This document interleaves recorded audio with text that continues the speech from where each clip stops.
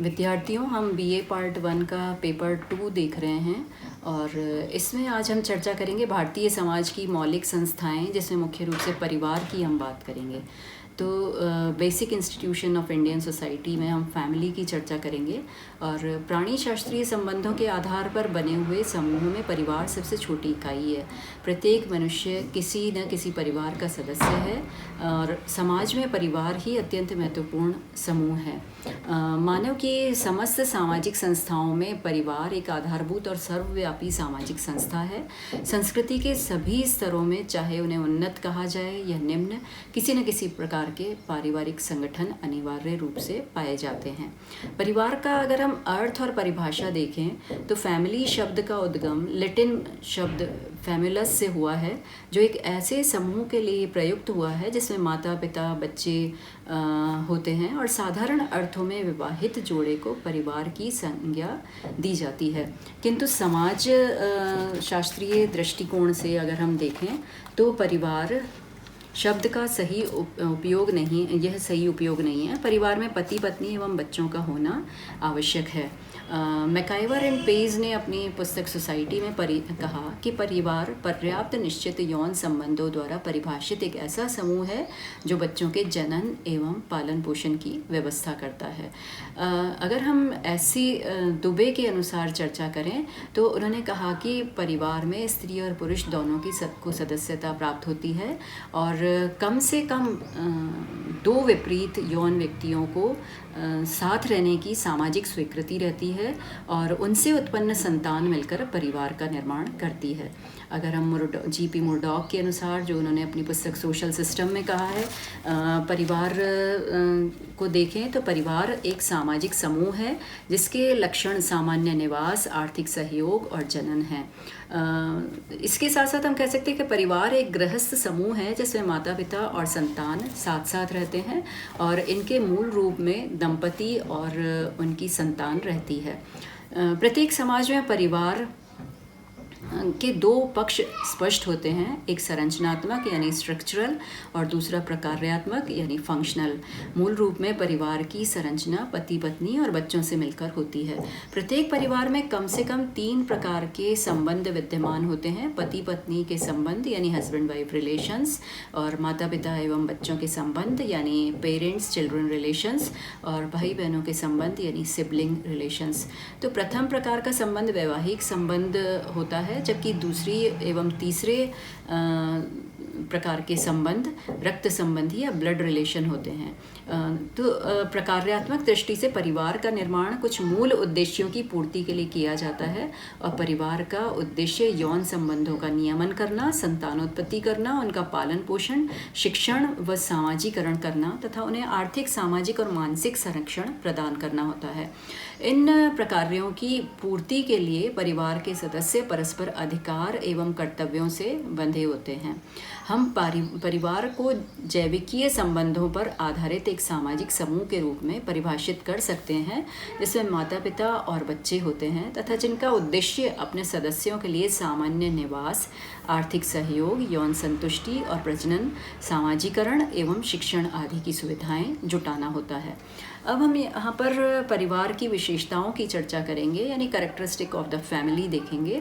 तो परिवार में कुछ विशेषताएं पाई जाती हैं, जिसमें मुख्य रूप से विवाह संबंध पाया जाता है। प्रत्येक परिवार विवाह के बाद ही अस्तित्व में आता है, इसलिए इसमें विवाह के संबंध पाए जाते हैं। विवाह का एक स्वरूप होता है इसमें, यानी एक विवाही परिवार होगा या बहुविवाही परिवार होगा।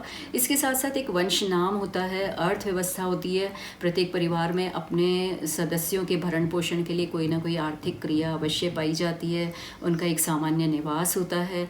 परिवार एक सार्वभौमिक संस्था है, यानी सभी काल और सभी स्थानों पर ये पाई जाती है।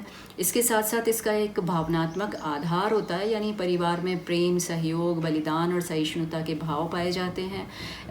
इसकी एक केंद्रीय स्थिति होती है, यानी सामाजिक संरचना में परिवार से मिलकर ही वंश, गोत्र, उपजाति, जाति, समूह और समाज बनते हैं। इसके साथ साथ इसके सामाजिक नियमन होते हैं। प्रथाओं और परंपराओं द्वारा प्रत्येक परिवार अपने सदस्यों पर नियंत्रण रखता है और समाज व्यवस्था को बनाए रखने में सहयोग करता है। अब हम इसमें परिवार के प्रकार की चर्चा करेंगे, types of family in India देखेंगे। तो मानव समाज के विकास के साथ साथ परिवार के भी अनेक रूप अस्तित्व में आए और प्रत्येक स्थान की भौगोलिक, आर्थिक, सांस्कृतिक परिस्थितियों ने भिन्न भिन्न प्रकार के परिवार व्यवस्था को जन्म दिया। सदस्यों की संख्या, विवाह के स्वरूप, स्त्री पुरुष की सत्ता, निवास, वंशनाम आदि के आधार पर परिवार का वर्गीकरण किया जाता है। तो अगर हम संख्या के आधार पर इसका वर्गीकरण देखें तो हम 3 प्रकार के परिवार कहते हैं: केंद्रीय परिवार या नाभिकीय परिवार, संयुक्त परिवार और विस्तृत परिवार। निवास स्थान के आधार पर अगर हम परिवार को देखते हैं तो पितृस्थानीय परिवार, मातृस्थानीय परिवार, नवस्थानीय परिवार या मातृ पितृस्थानीय परिवार, मामा स्थानीय परिवार और द्विस्थानीय परिवार। अधिकार के आधार पर अगर हम देखें तो पितृसत्तात्मक परिवार, मातृसत्तात्मक परिवार हमें देखने को मिलेंगे।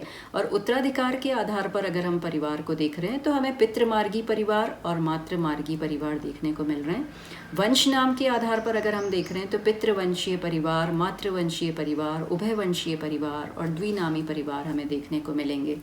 इसी के साथ साथ अगर हम विवाह के आधार पर परिवार को देख रहे हैं तो हमें एक विवाही परिवार और बहुविवाही परिवार देखने को मिलेंगे। और बहुविवाही परिवार में भी हमें बहुपत्नी विवाही परिवार भी मिलेंगे, बहुपतिक परिवार भी देखने को मिलेंगे, समूह विवाही परिवार भी देखने को मिलेंगे और साथ साथ भ्रातृ बहुपतिक परिवार भी मिलेंगे और अभ्रातृ बहुपतिक परिवार भी मिलेंगे। इसके अलावा जन्म मूलक परिवार हैं, प्रजनन मूलक परिवार हो सकते हैं, समरक्त परिवार हो सकते हैं, विवाह संबंधी परिवार हो सकते हैं। ये सारे प्रकार हमें भारतीय समाज में देखने को मिलेंगे। अब ये होते क्या हैं, हम अगर इनको देखें तो संख्या के आधार पर on the basis of number अगर हम देख रहे हैं तो केंद्रीय परिवार या नाभिकीय परिवार जिसको हम कह रहे हैं, न्यूक्लियर फैमिली, और दूसरी है जॉइंट फैमिली या संयुक्त परिवार। तो न्यूक्लियर फैमिली क्या होती है? इस प्रकार के परिवार आधुनिक औद्योगिक समाजों की प्रमुख विशेषता होते हैं और औद्योगिकीकरण और नगरीकरण के बढ़ने के साथ साथ इस प्रकार के परिवारों की संख्या बढ़ती जा रही है। केंद्रीय या नाभिक परिवार का सबसे छोटा रूप है जो एक पुरुष, स्त्री तथा उसके आश्रित बच्चों से मिलकर बना होता है। इस प्रकार के परिवार में अन्य रिश्तेदारों को सम्मिलित नहीं किया जाता। संयुक्त परिवार या जॉइंट फैमिली हम किसको कह रहे हैं? एक संयुक्त परिवार में 3 या 3 से अधिक पीढ़ियों के सदस्य साथ साथ एक ही घर में निवास करते हैं। उनकी संपत्ति सामूहिक होती है, वे एक ही रसोई का बना भोजन करते हैं और सामूहिक पूजा में भाग लेते हैं और परस्पर किसी न किसी नातेदारी व्यवस्था से संबंधित होते हैं।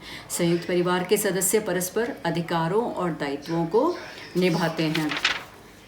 इसके अलावा अगर हम विस्तृत परिवार की बात करें तो ऐसे परिवार के सदस्यों की संख्या बहुत अधिक होती है और इन सभी सदस्यों का निवास स्थान और कार्य एक ही होता है और वे परिवार के मुखिया के समान की दृष्टि से देखते हैं। अगर निवास स्थान के आधार पर हम देखें on the basis of residence, तो विवाह के बाद दंपति का निवास स्थान कहाँ हो इस आधार पर भी परिवारों का वर्गीकरण किया गया है। पितृस्थानीय परिवार या पैट्री लोकल फैमिलीज, मातृस्थानीय परिवार या मैट्री लोकल फैमिलीज। पितृस्थानीय परिवार क्या होते हैं? यदि विवाह के बाद पत्नी अपने पति एवं पति के माता पिता के साथ रहने लगती है तो उसे हम पितृस्थानीय परिवार कहते हैं। मातृस्थानीय या मैट्री लोकल फैमिलीज क्या होती हैं? इसके विपरीत जब विवाह उपरांत पति पत्नी के साथ पत्नी के माता पिता के निवास स्थान पर रहने लगते हैं तो उसे मातृस्थानीय या मैट्री लोकल फैमिलीज कहते हैं। नवस्थानीय परिवार या नियो लोकल फैमिलीज, परिवार में पति पत्नी विवाह के बाद न तो पति पक्ष के लोगों के साथ और न ही पत्नी पक्ष के लोगों के साथ रहते हैं वरन अपना अलग नया घर बनाते हैं, उसे नवस्थानीय या नियो लोकल फैमिलीज कहते हैं। मातृपितृ स्थानीय परिवार यानी बायोलोकल, कई समाजों में नवविवाहित दंपति पति या पत्नी में से किसी एक के साथ रहने को बाध्य नहीं होते वरन दोनों के साथ में रहते हैं। अधिकार के आधार पर on the basis of authority अगर हम देखें तो पितृसत्तात्मक परिवार है, मातृसत्तात्मक परिवार है, पैट्रियार्कल फैमिलीज हैं और मैट्रियार्कल फैमिलीज हैं। तो ऐसे परिवारों में सत्ता एवं अधिकार अगर पिता या पुरुष के हाथ में होता है या पुरुष के पास होता है तो ये परिवार पैट्रियार्कल कहलाते हैं और पितृसत्तात्मक कहलाते हैं। या अगर ऐसे परिवार जहाँ पर इसके विपरीत माता के पास में सत्ता होती है तो वो मातृसत्तात्मक या मैट्रियार्कल फैमिलीज कहलाती हैं। उत्तराधिकार के आधार पर अगर हम देखें तो पितृमार्गी और मातृमार्गी परिवार हो सकते हैं, पैट्रीलेटरल और मैट्रीलेटरल फैमिलीज़ होंगी। और वंश नाम के आधार पर अगर हम देख रहे हैं तो पितृवंशीय यानी पैट्रीलिनियल फैमिलीज़ होंगी और मातृवंशीय फैमिलीज़ होंगी, मैट्रीलिनियल फैमिलीज़ होंगी। और उभयवाही परिवार होंगे जहाँ वंश नाम माता और पिता दोनों के नाम से चल रहा है। और विवाह के आधार पर हमने देखा कि एक विवाही परिवार होंगे और बहुविवाही परिवार होंगे। इसके बाद अगले व्याख्यान के अंदर हम संयुक्त परिवार क्या होता है उसके बारे में चर्चा करेंगे, उसका अर्थ, परिभाषा, विशेषताएं देखेंगे। धन्यवाद।